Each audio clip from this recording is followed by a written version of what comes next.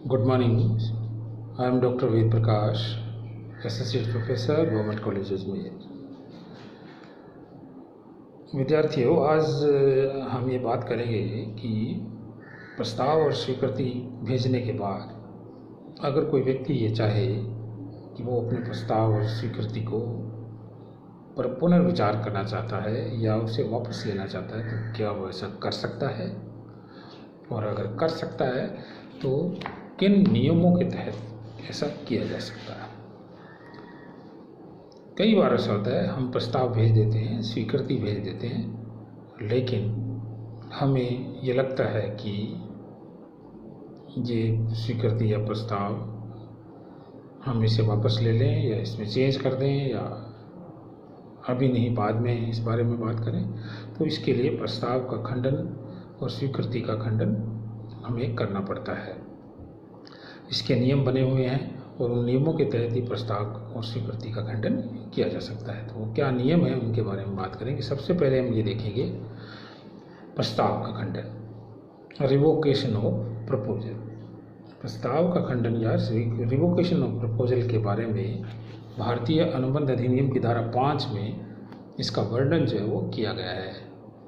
धारा 5 के अनुसार ये कहा गया है, प्रस्तावक के विरुद्ध स्वीकृति का संवहन पूरा होने से पहले किसी भी समय प्रस्ताव का खंडन किया जा सकता है, किंतु इसके बाद नहीं। देखिए, इस परिभाषा इससे ये स्पष्ट होता है कि यदि प्रस्तावक अपने प्रस्ताव का खंडन करना चाहता है तो वह संभावित स्वीकर्ता द्वारा स्वीकृति देने से पहले किसी भी समय प्रस्ताव का खंडन कर सकता है। यदि संभावित स्वीकर्ता स्वीकृति दे देता है तो उसके बाद प्रस्ताव को खंडित करने का अधिकार समाप्त हो जाता है। तो ये हो गया प्रस्ताव का खंडन या रिवोकेशन ऑफ प्रपोजल। अब हम ये देखेंगे प्रस्ताव का खंडन करते समय हमें किन किन नियमों का पालन करना पड़ता है या प्रस्ताव के खंडन की विधियां क्या है। Methods of revocation of proposal. प्रस्ताव का खंडन कई तरीके से किया जा सकता है। सबसे पहला तरीका है बाय नोटिस या सूचना देकर। अधिनियम में यह व्यवस्था की गई है कि प्रस्तावक के विरुद्ध स्वीकृति का संवहन पूरा होने से पहले किसी भी समय प्रस्ताव का खंडन कर सकता है। स्वीकृति देने के बाद प्रस्ताव का खंडन कभी भी नहीं किया जा सकता है।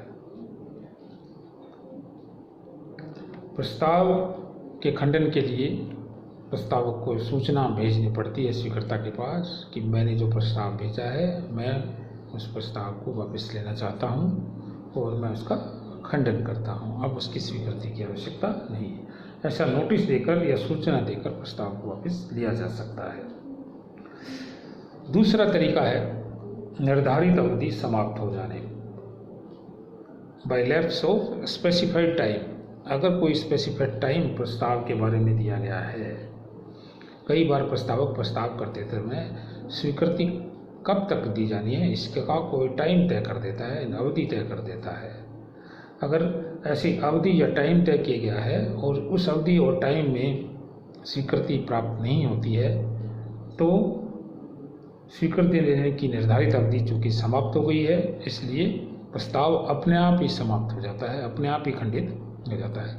जैसे मान लीजिए प्रस्तावक ने ये कहा कि भाई 1 हफ्ते में 7 दिन में स्वीकृति भेजें और 7 दिन गुजर गए, स्वीकृति उसके पास नहीं आई, तो ऐसी दशा में प्रस्ताव अपने आप ही समाप्त हो जाता है, क्योंकि 7 दिन का जो निर्धारित समय है स्वीकृति देने का वो लैप्स हो गया है, गुजर गया है। और इसके अलावा जो तरीका है वो है उचित समय व्यतीत होने पर, by lapse of reasonable time.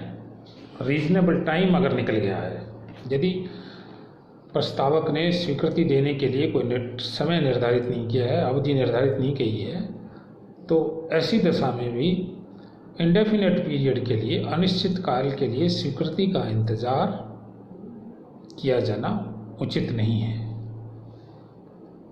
तो अगर प्रस्ताव करने के बाद उचित समय में स्वीकृति प्राप्त नहीं हुई है और उचित समय बीत गया है तो उसके बाद भी प्रस्ताव अपने आप ही समाप्त माना जाता है। उचित समय की कोई डेफिनेशन नहीं है, परिभाषा नहीं है। उचित समय मामले की परिस्थितियों के अनुसार तय होता है। कई बार ये अपेक्षाकृत ज़्यादा हो सकता है और कई बार ये कम हो सकता है। ये जैसी सिचुएशन होगी उसके अनुसार तय होता है। तो उचित समय बीत जाने पर भी प्रस्ताव समाप्त माना जाता है। एक और जो तरीका है वो है स्वीकर्ता द्वारा प्रस्ताव की शर्त को पूरा न करने पर, non fulfilment of conditions of proposal. कई बार प्रस्तावक जब प्रस्ताव भेजता है तो उसके तहत शर्तें लगाता है, कंडीशंस लगाता है और स्वीकर्ता को प्रस्ताव के साथ प्रस्ताव की शर्तों को भी मानना पड़ता है।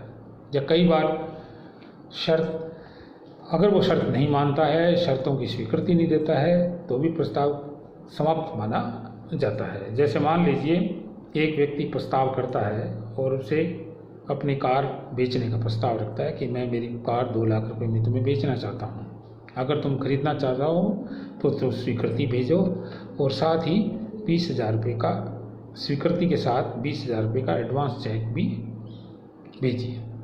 यहाँ पर जो स्वीकर्ता है वो तुरंत स्वीकृति भेज देता है कि हाँ मैं तुम्हारी कार 2 लाख रुपए में खरीदने के लिए तैयार हूँ, लेकिन उसके साथ 20,000 रुपये का एडवांस चेक नहीं भेजता है। तो यहाँ पर भी ये प्रस्ताव समाप्त माना जाएगा क्योंकि स्वीकर्ता ने प्रस्ताव की एक शर्त को पूरा नहीं किया है। तो इसलिए अगर स्वीकर्ता प्रस्ताव की शर्तों को पूरा नहीं करता है तो भी प्रस्ताव खंडित माना जाता है।